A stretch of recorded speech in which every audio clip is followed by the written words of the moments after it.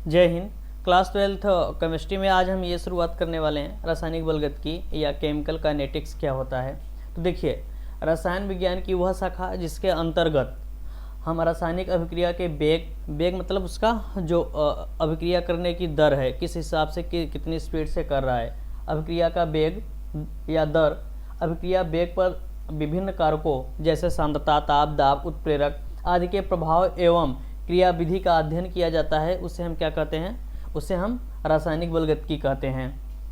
देखिए, रासायनिक बलगतिकी में पहली चीज़ हम ये पढ़ेंगे कि यह रेट ऑफ रिएक्शन या अभिक्रिया का वेग या वेलोसिटी या रेट ऑफ वेलोसिटी, जो वेग दर होता है वह क्या होता है। तो देखिए, अभिक्रिया या उत्पाद की सांद्रता के परिवर्तन की दर ही क्या कहलाता है? रेट ऑफ रिएक्शन कहलाता है।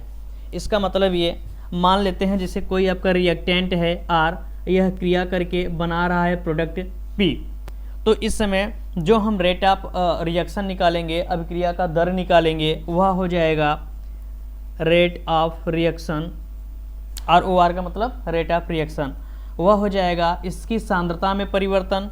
तो इसकी सांद्रता में परिवर्तन के लिए डेल्टा P प्रोडक्ट, इसकी सांद्रता में परिवर्तन, इसको हम कर देंगे बड़े वाले कोष्ठक में, तो ये हो जाएगा सांद्रता। और उसके बाद क्या करेंगे? सांद्रता में परिवर्तन, उसके बाद क्या किया जाएगा? डेल्टा T, यानी समयांतराल से क्या कर दिया जाएगा? भाग दे दिया जाएगा। देखिए, सांद्रता के लिए हम इसका यूज करते हैं सांद्रता को दिखाने के लिए। डेल्टा क्या दिखा रहा? परिवर्तन, और P क्या है? आपका प्रोडक्ट।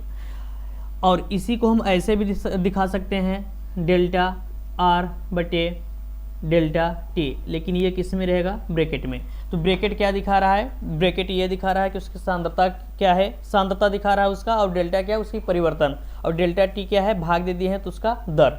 देखिए, ध्यान से अगर देखेंगे तो जो रिएक्टेंट है, रिएक्टेंट की सांद्रता में कमी होगा, और जब सांद्रता में उसकी कमी होगी तो इसका जो परिवर्तन निकाला जाएगा, अंतिम माइनस प्रारंभिक या फाइनल माइनस इनिशियल बोलते हैं, तो वहाँ से जब अंतिम घटा हुआ रहेगा और उसमें से ज़्यादा घटा देंगे तो ये क्या हो जाएगा? ऋणात्मक हो जाएगा। तो यहाँ पे हम ऋण चिन्ह भी लगा सकते हैं, जहाँ ऋण चिन्ह ये बताता है कि इसकी सांद्रता में क्या हो रही है? कमी हो रही है। देखिए, ये जो अभिक्रिया का दर है यह दो टाइप का होता है। पहला है आपका औसत अभिक्रिया दर या फिर औसत अभिक्रिया वेग।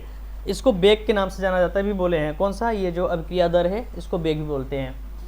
तो औसत अभिक्रिया दर क्या होता है, इसको ध्यान समझिए। मान लेते हैं कोई रिएक्शन है, अब यह रिएक्शन इसकी सांद्रता में परिवर्तन होने में एक निश्चित समयांतराल लेगा, तो उसे हम क्या कहते हैं? उसे हम औसत अभिक्रिया दर कहते हैं। किसी निश्चित समयांतराल यानी डेल्टा T में अभिकारक या उत्पाद की सांद्रता में हुए परिवर्तन। देखिए, सांद्रता को हम कॉन्सेंट्रेशन बोलते हैं, इसलिए यहाँ पे C, और डेल क्या दिखा रहा है? उसका परिवर्तन की दर अभिक्रिया की वेग दर कहलाती है। ये कोई रिएक्शन दिया है 4NH3 + 5O2, रिएक्ट किया है तो 4NO + 6H2O बनाया है। अगर हमें इसमें क्या निकालना हो? रेट ऑफ रिएक्शन निकालना हो, तो रेट ऑफ रिएक्शन क्या होगा? देखिए, ये जो स्टाइकियोमेट्री है, इसको स्टाइकियोमेट्री कोफिशिएंट या फिर रस समीकरण गुणांक बोलते हैं। इसको क्या करेंगे? इसको लगा देंगे बटा में, और उसके बाद इसका ले लेंगे सांद्रता, तो सांद्रता हो जाएगा। उसके बाद परिवर्तन दिखाएंगे NH3, भाग दे देंगे डेल्टा T से। अगर ध्यान से समझें तो इसकी सांद्रता में कमी होगी, और कमी को दिखाने के लिए हम यहाँ पे क्या लगा देंगे? माइनस लगा देंगे। ये तो इसका मिल गया।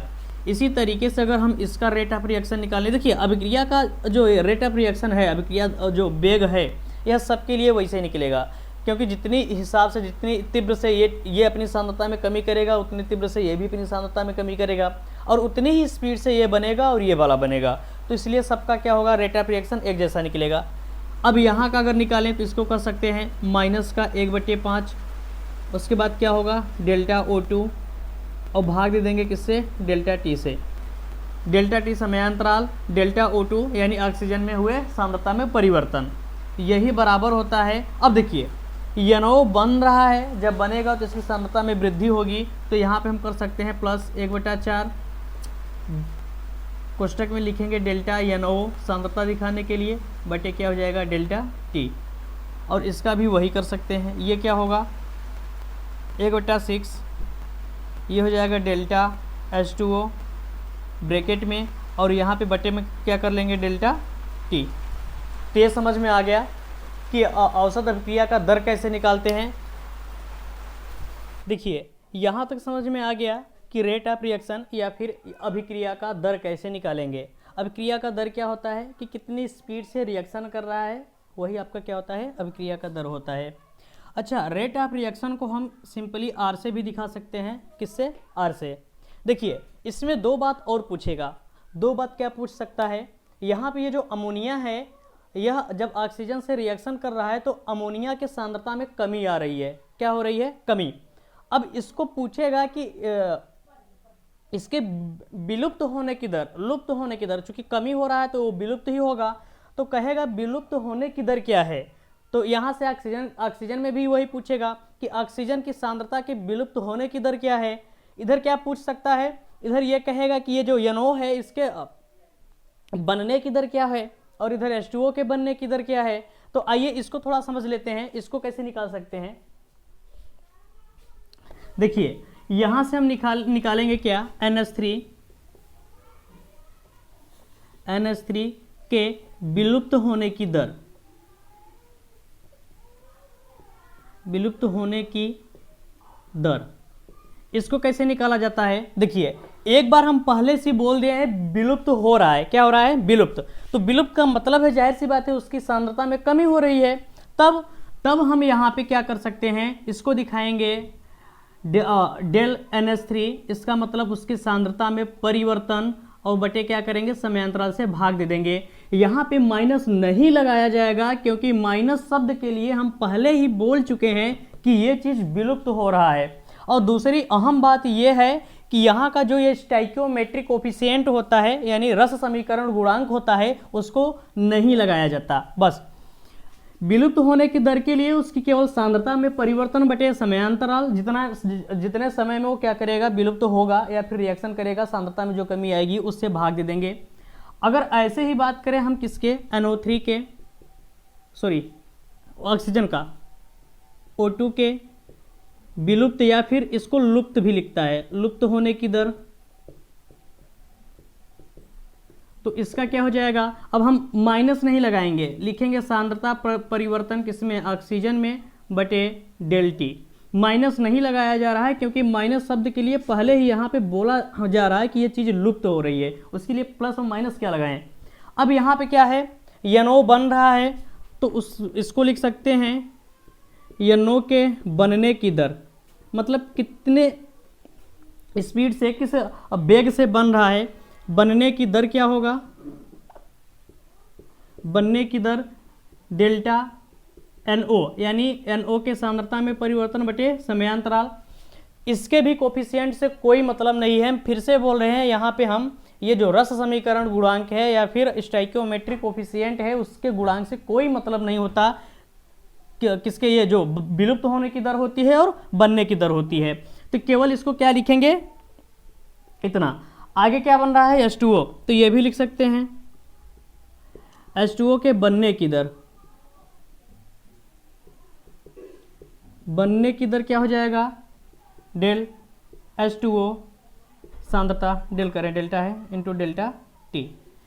देखिए अगर आपको इन सबसे प्लस माइनस से छुटकारा पाना है, अगर आप प्लस माइनस से छुटकारा पाना चाहते हैं कि आपके दिमाग में चीज़ें गड़बड़ आ रही हैं, तो यहाँ पे आप माड भी लगा सकते हैं, कोई दिक्कत नहीं है। माड लगाएंगे तो हमेशा ये धनात्मक मान ही देगा। क्या देगा, धनात्मक मान ही देगा। तो आप माड लगा के भी इसको निकाल सकते हैं। हम फिर से बोल रहे हैं, जो चीज़ विलुप्त हो रही है उसके लिए माइनस का प्रयोग नहीं करेंगे क्योंकि हम एक बार बोल ही दिए हैं, और जो चीज़ बन रही है उसके लिए भी हम प्लस आएगा, पूरा मान पॉजिटिव ही रहेगा। हम विलुप्त होने के लिए बोल दिए हैं तो इसलिए वहाँ पे माइनस नहीं लगा रहे हैं, बाकी ये तो जो बनेगा उसके सांद्रता में बढ़ोतरी होगी ही।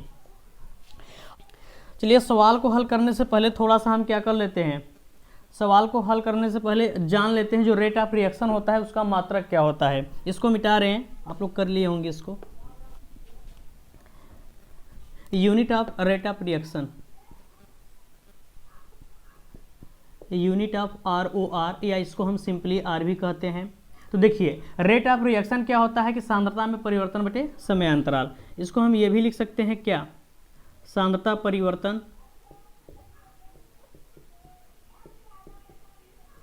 बटे जो समय लेगा समयांतराल। सांद्रता परिवर्तन, चूंकि जो सांद्रता होता है कंसंट्रेशन होती है उसको हम क्या लिखते हैं, मोल प्रति लीटर। तो यहाँ पे जो सांद्रता परिवर्तन होगा मोल प्रति लीटर में होगा, इसको हम लिख सकते हैं मोल प्रति लीटर। अब पूरे का बटा समयांतराल को सेकेंड, इसको हम ये भी लिख सकते हैं mole litre inverse second inverse, या इसको हम ये भी पढ़ सकते हैं मोल प्रति लीटर प्रति सेकेंड। ये सेकेंड ऊपर चला जाएगा, ये भी ऊपर चला जाएगा, या अगर आप यहाँ से सिंपली करना चाहते हैं तो ऐसे भी कर सकते हैं मोल प्रति लीटर प्रति सेकेंड। पूरा लिखना चाहते हैं तो लिख सकते हैं, सिंपली लीटर को हम बड़का एल से दिखाते हैं, कैपिटल एल से। तो ये रहा इसका यूनिट, किसका, रेट ऑफ रिएक्शन या अभिक्रिया वेग का। आइए एक सवाल देते हैं और सवाल को उसको हल करके सब चीज़ें निकालते हैं कि विलुप्त होने की दर क्या है, रेट ऑफ रिएक्शन क्या होगा, ये सब पूरा करते हैं।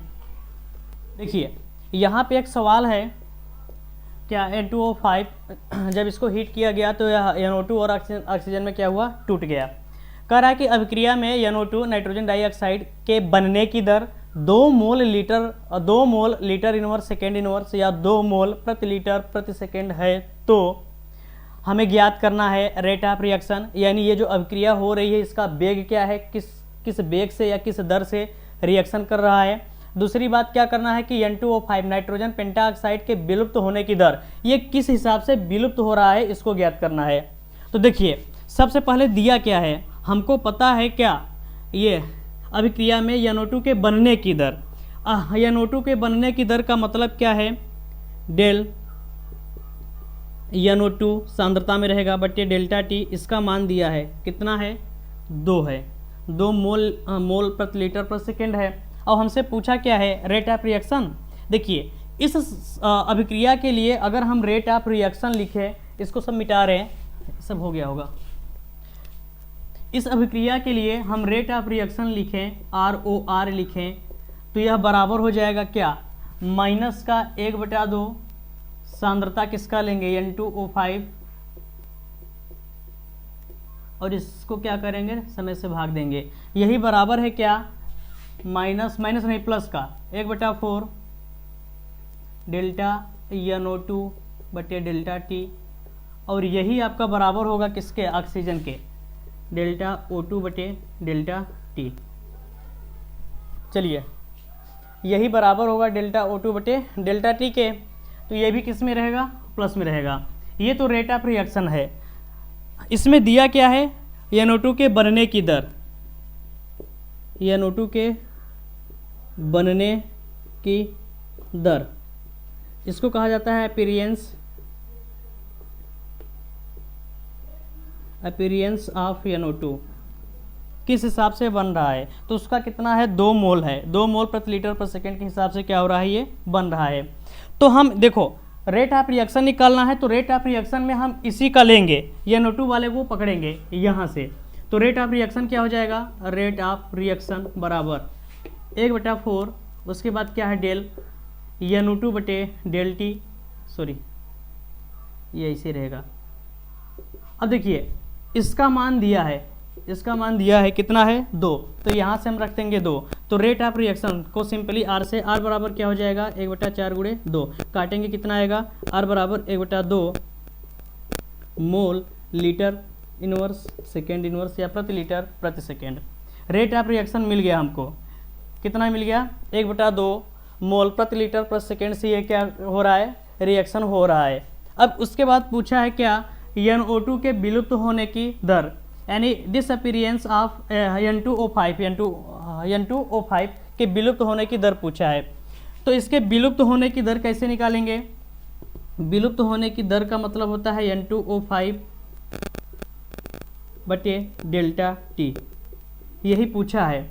एक काम करते हैं, हम यहाँ से रेट ऑफ रिएक्शन का सूत्र इसके हिसाब से रख लेते हैं, तो क्या होगा, देखिए अगर हम रेट ऑफ रिएक्शन R निकालें तो माइनस का 1/2 डेल्टा